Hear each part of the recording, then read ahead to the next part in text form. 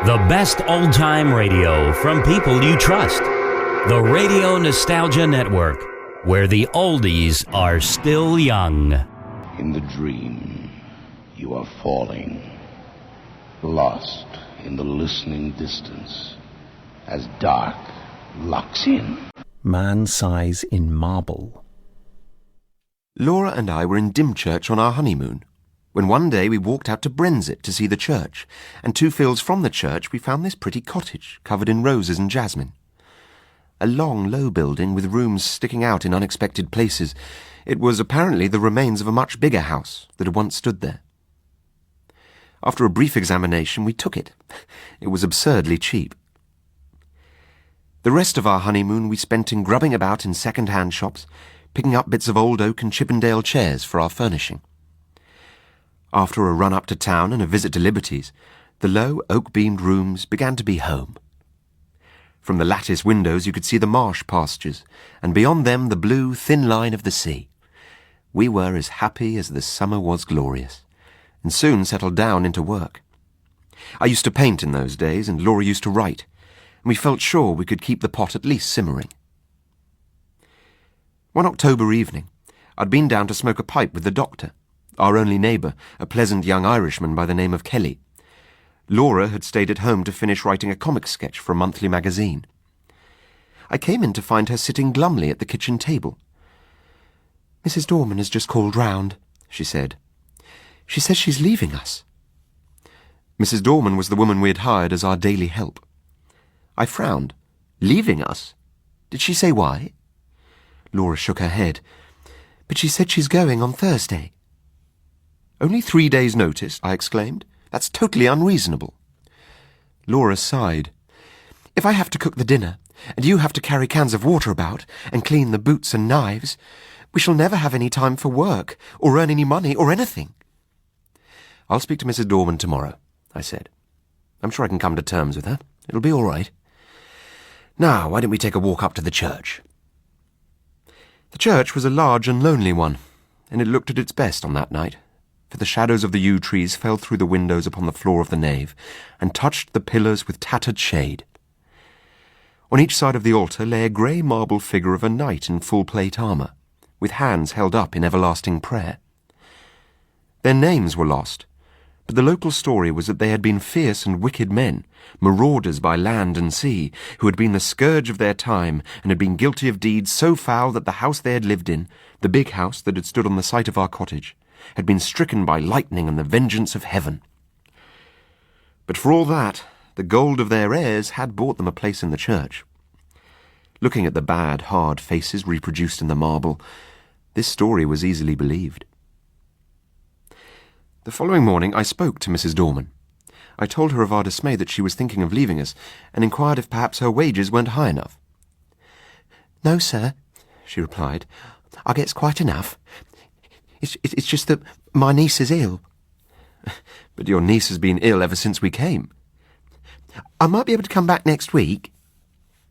"But why must you go this week?" I persisted. "Come, out with it." Mrs. Dorman drew the little shawl which she always wore tightly across her bosom, as though she were cold. Then she said with a sort of effort, "Well, sir," she sank her voice, you may have seen in the church, beside the altar, 2 shapes." "You mean the effigies of the knights in armour?"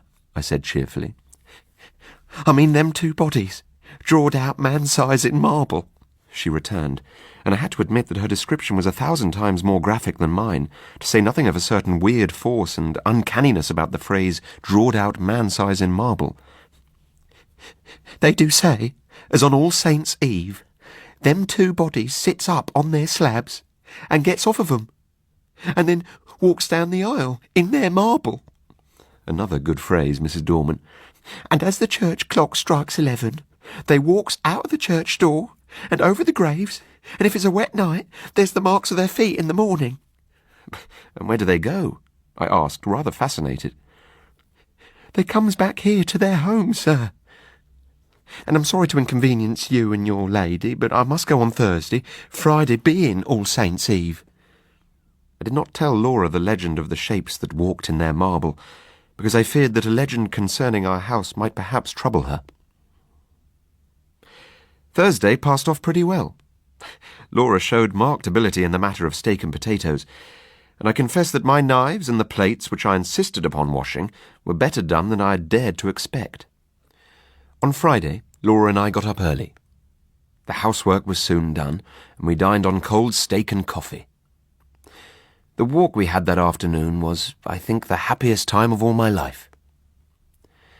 When we had watched the deep scarlet clouds slowly pale into leaden grey against a pale green sky, and saw the white mists curl up along the hedgerows in the distant marsh, we came back to the house silently, hand in hand. Suddenly she said, "Jack, do you ever have presentiments of evil?" "No," I said, smiling, "and I shouldn't believe in them if I had." "I do," she went on. "The night my father died, I knew it, though he was right away in the north of Scotland." I did not answer in words. She sat looking at the fire for some time in silence, gently stroking my hand. At last she sprang up, came behind me, and drawing my head back, kissed me. "Come now," she said, "light the candles, and we'll have some of these new Rubinstein duets." And we spent a happy hour or two at the piano. At about 10:30, I got up to go out for my good-night pipe. Suddenly, Laura flung her arms round my neck and held me as if she would never let me go again. I stroked her hair. Eventually, she loosened her clasp a little and drew a deep breath. "Don't stay out too long," she whispered. "I won't, my dear." I strolled out of the front door, leaving it unlatched. What a night it was! There was a strange grey light over all the earth. The fields had that shadowy bloom over them which only comes from the marriage of dew and moonshine, or frost and starlight. Across the meadows I heard a bell beat from the church. Looking in at our low window, I saw Laura half lying on her chair in front of the fire. The night still held me, and I determined to go up to the church. I felt vaguely that it would be good to carry my love and thankfulness to that sanctuary, whither so many loads of sorrow and gladness had been borne. I reached the churchyard and passed through the corpse gate between the graves to the low porch. I paused for a moment on the stone seat where Laura and I had watched the fading landscape. Then I noticed that the door of the church was open, and I blamed myself for having left it unlatched the other night. I went in.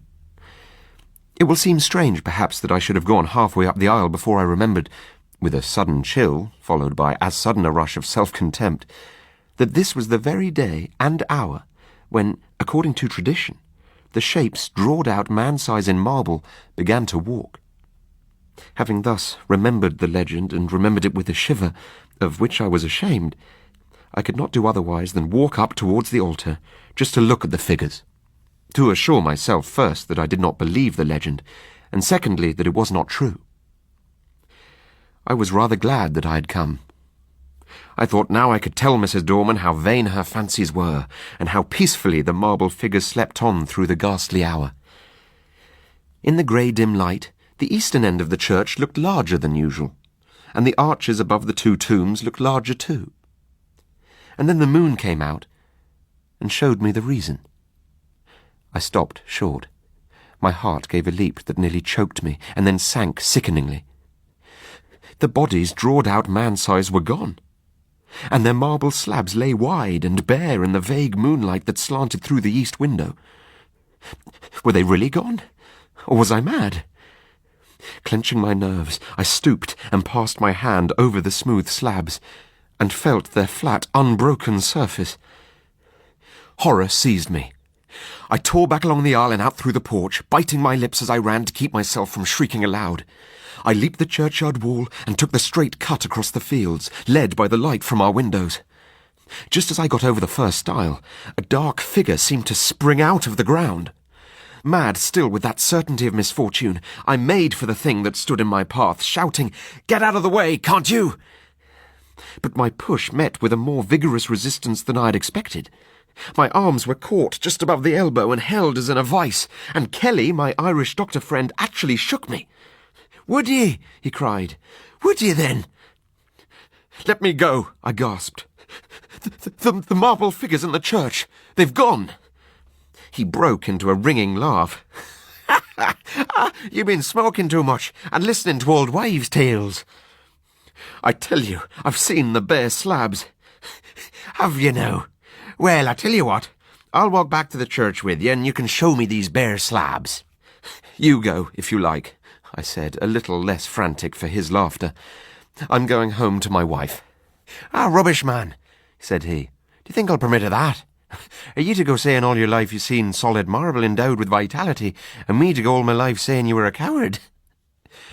The night air, a human voice, and I think also the physical contact with this 6 feet of solid common sense brought me back a little to my ordinary self, and the word coward was a mental shower bath.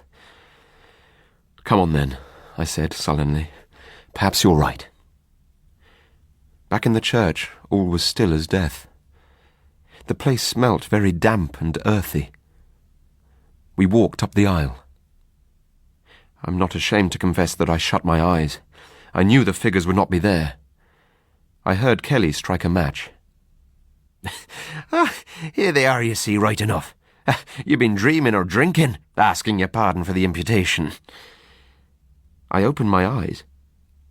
By the light of Kelly's match I saw 2 shapes lying in their marble on their slabs. He was leaning over and looking at the right-hand figure, whose stony face was the most villainous and deadly in expression. By Jove, he said, something has been afoot here. This hand is broken. And so it was. I was certain that it had been perfect the last time Laura and I had been there. I was keen to get home, lest Laura should fret about my lateness. I invited Kelly back to take a drop of whiskey with me. We saw, as we walked up the garden path, that bright light streamed out of the front door, and presently saw that the parlour door was open too. It was all ablaze with candles, not only the wax ones, but at least a dozen guttering, glaring tallow dips, stuck in vases and ornaments in unlikely places. Light, I knew, was Laura's remedy for nervousness. We glanced round the room. The window was open, and the draught set all the candles flaring one way. Her chair was empty, and her handkerchief and book lay on the floor. I turned to the window. There in the recess, I saw her. She had fallen back across a table in the window, and her body lay half on it and half on the window seat, and her head hung down over the table, the brown hair loosened and fallen to the carpet. Her lips were drawn back, and her eyes wide, wide open. They saw nothing now. What had they seen last? I sprang to her, caught her in my arms, and cried, "It's all right, Laura, I've got you safe."